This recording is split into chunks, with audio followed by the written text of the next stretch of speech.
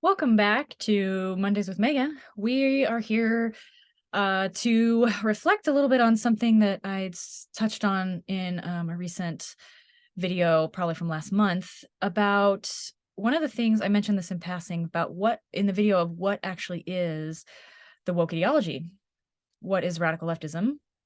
And one of the things that I have noticed about it that I mentioned in passing, but am wanting to get a little more into here is the result, whether it's intentional or otherwise, is the separation of the generations.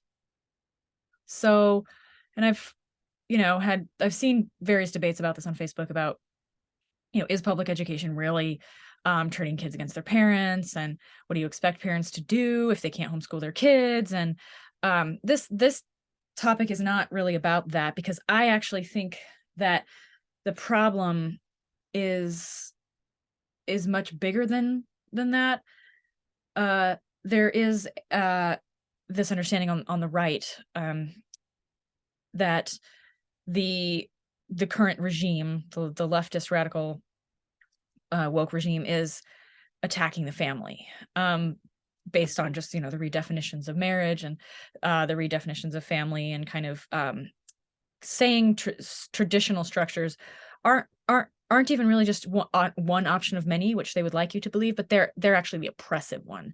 So it's not really about diversity, because if it really was, then traditional models of family, marriage, all of that really would be just as valid, and it's very clear that they are not. So there's a lot of self-serving going on over there, but I think it's even beyond that. um, I do think that there is an attack on the family. I don't know how intentional it is, though. Uh, is it the result of a chaos agenda, and that just happens to be a casualty? Because what the woke ideology is it's burn it all to the ground, um, theology and worldview. And I do say theology because I think it's the latest false religion. But that doesn't necessarily mean that they're intending to do that. If you want to burn it all to the ground and you don't have a good plan, and even when you're asked about what is a good plan for rebuilding, like what do you plan to replace all of this stuff with, and they say, I don't know, we'll get there when we get there. Like, oh, you're going to cross the bridge when you come to it after you've burned it. Cool. Um, but I don't know how much intention there is. I do think there is intention on the people who are actually in charge, and we're going to talk about this in a later video, of uh, grassroots versus top-down hierarchies. But for now, I just want to consider that the attack on the family isn't just to do so. Like, it's not just an attack. It's not just for funsies. It's not just because people are destructive. It has a very strategic purpose, as do all of these very destructive ideologies. And one of I think the main or only purpose, based on the definition of the word, is the totalitarian takeover of society. So you can't really have family if you want everybody to blindly follow the government. You want to be able to, you want people stripped of all other competing identities.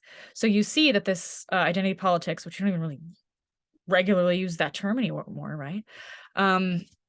It's identity-based celebration, or marginalized power, competition for who can be the most victimized, and but even that's devolving. So it's really more about cutting the line of transmissions of tradition. It's I don't know if you've noticed, especially if you're a parent, you've probably noticed that if you send your kids off to college 2 years later, you either don't hear from them again, or they very moralistically start educating you, re-educating you on all the ways that you're racist and oppressive and horrible. And if they don't sanctimoniously cut you off in the name of their moral and political activism to show that they're on the good side. Right. So if that's happened to you, I sincerely apologize. I am someone who has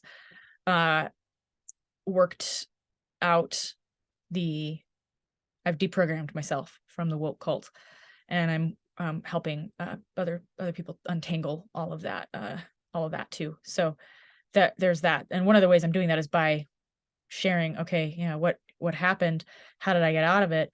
I was never really alienated from my parents for political reasons, but because they actually are on the woke side. So there's that. But I think that's so one of the reasons why I think it's such a problem is that it's not just an attack on the family and, oh, we need to preserve the family. Oh, parents need to teach their kids morals. Yeah, it's actually really it's much bigger than that.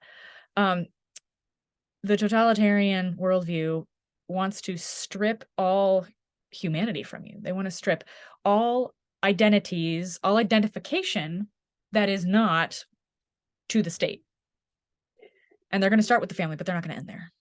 So, well, the attack on the family is definitely a very big problem. And I think that on many levels, it is intentional. I really don't know how many people, just everyday people, who are even, very liberal, even on the woke side, would say, "Oh yeah, we really hate families. We want to take down the family."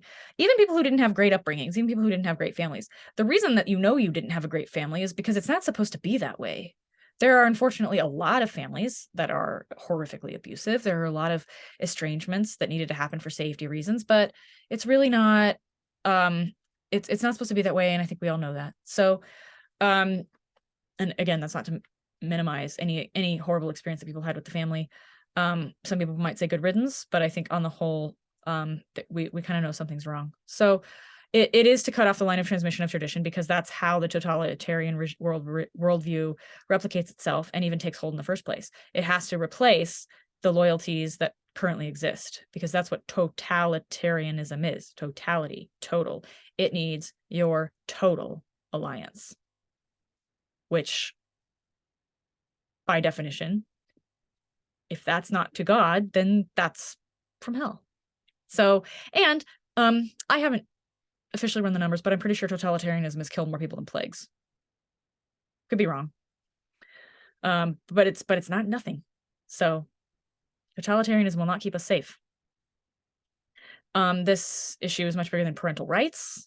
It's much bigger than preserving the family unit. It's all about getting your total allegiance and loyalty to the state.